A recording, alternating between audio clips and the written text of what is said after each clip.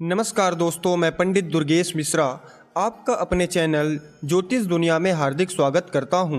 दोस्तों, आज का यह ज्योतिष का कार्यक्रम आप लोगों के लिए यानी वृश्चिक राशि वाले जातकों के लिए बहुत ही खास होने वाला है, क्योंकि आज के इस वीडियो में हम बात करने वाले हैं कर्मफल के दाता कहे जाने वाले न्याय के देवता शनिदेव के वक्री से मार्गी प्रभाव के बारे में। बीते 15 नवंबर को 8:30 पर शनिदेव मार्गी हो चुके हैं। तो आपके जीवन में क्या परिवर्तन लेकर के आएंगे शनिदेव, आपके जीवन में इसका क्या प्रभाव पड़ेगा, इसके बारे में बहुत डिटेल में समझाने का प्रयास करने वाला हूं। इसीलिए वीडियो में अंत तक जरूर बने रहिए और ध्यान से सुनते रहिए। दोस्तों, यह कार्यक्रम आपके चंद्र राशि यानी कि जन्म राशि पर आधारित है, और अगर आप अपने जन्म कुंडली पर हमसे परामर्श लेना चाहते हैं, अपने जन्म कुंडली का विश्लेषण करवाना चाहते हैं, तो वीडियो के अंदर और डिस्क्रिप्शन बॉक्स में आपको हमारा नंबर मिल जाएगा। आप डायरेक्ट फ़ोन कॉल के थ्रू हमसे परामर्श ले सकते हैं।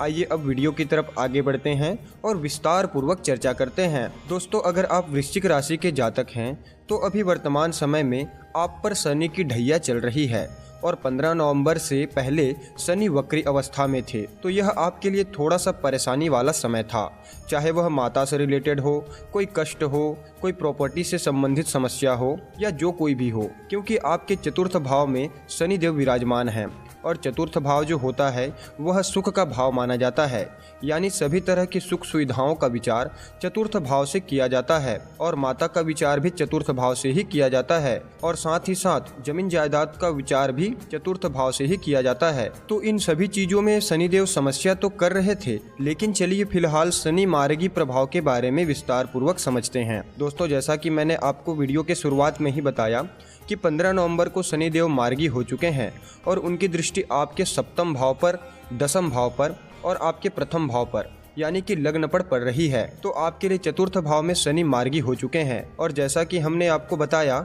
चतुर्थ भाव जो होता है वह सुख सुविधाओं को दर्शाता है, प्रॉपर्टी जमीन जायदाद को दर्शाता है और हमारी माता का विचार भी चतुर्थ भाव से ही किया जाता है। तो अगर आपके माता जी को जोड़ों से संबंधित समस्या थी, जोड़ों में दर्द था या कहीं न कहीं किसी न किसी चीज़ को लेकर के माता जी को दर्द का सामना करना पड़ रहा था, तो यहाँ पर बदलाव जरूर देखने को मिलेगा।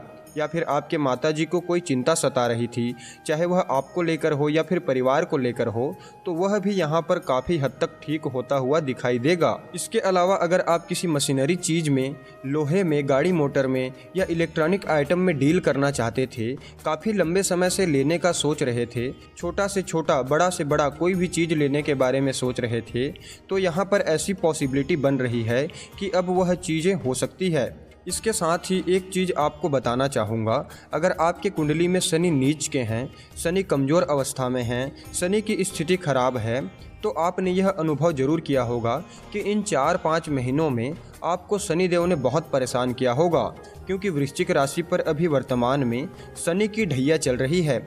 तो कहीं न कहीं जिस चीज़ में आप हाथ डाल रहे थे उस चीज़ से आपको असफलता का ही सामना करना पड़ रहा था, उस चीज़ में केवल और केवल असफलता ही मिल रही थी और आप अंदर से खुशी महसूस नहीं कर पा रहे थे।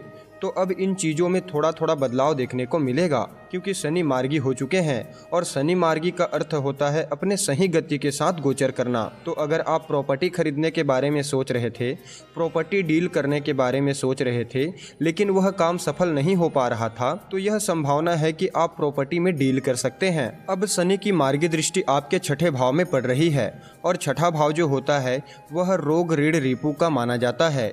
तो अगर कोई व्यक्ति कोर्ट कचहरी की समस्या से बहुत ज़्यादा परेशान थे, कोर्ट कचहरी के चक्कर काट रहे थे, तो थोड़ी बहुत परेशानी तो अभी भी दिखाई दे रही है, क्योंकि आपकी कुंडली में शनिदेव खराब हैं। लेकिन फिर भी मार्च 2025 से पहले 70 से 80% संभावना है कि आप कोर्ट कचहरी की समस्या का सामना कर रहे हैं, तो संभावना है कि कोई न कोई रास्ता जरूर निकलेगा। और छठा स्थान जो है वह रोग का भी माना जाता है। तो अभी मैं आपको कहना चाहूँगा कि आप अपने अपने खान पान पर विशेष करके ध्यान दीजिएगा, खास करके अपने चर्बी पर ध्यान रखना है। और छठा भाव जो होता है वह शत्रु का भी माना जाता है। तो यहाँ पर एक चीज़ बहुत अच्छी कही जा सकती है, अगर आपको अपने कार्य क्षेत्र में जहाँ आप काम कर रहे थे वहाँ आपके शत्रु बढ़ते हुए नजर आ रहे थे, आपके शत्रु बढ़ते हुए दिखाई दे रहे थे और आप इस चीज़ को लेकर के बहुत ज़्यादा परेशान थे, शत्रु आपके ऊपर हावी हो रहे थे, तो अब शत्रुओं से धीरे धीरे छुटकारा मिलने की पूरी संभावना बन रही है। आपके शत्रु आपसे थोड़े पीछे हो जाएंगे। लेकिन यहाँ पर एक चीज़ और कहना चाहूँगा, अभी आपको किसी को उधार नहीं देना है, यानी सोच समझ करके आपको उधार देना है। अभी आपके राशि पर शनि की ढैया चल रही है, तो जल्दी जल्दी में आपको सामने वाले पर विश्वास नहीं करना है। अब शनि की मार्गी दृष्टि आपके दशम भाव में पड़ रही है, तो यह उनके लिए बहुत अच्छा है जो लोग नौकरी को लेकर के बहुत ज़्यादा परेशान चल रहे थे। अगर आपके पास नौकरी नहीं है, आप दर दर की ठोकरें खा रहे थे, तो फरवरी 2025 तक आपको 90% नौकरी मिलने की संभावना बन रही है। या फिर अगर आप अभी वर्तमान समय में नौकरी कर रहे हैं और आपके मन में यह प्रश्न है कि आपका प्रमोशन कब होगा, तो शनिदेव आपके चतुर्थ भाव में हैं, जो कि केंद्र भाव माना जाता है।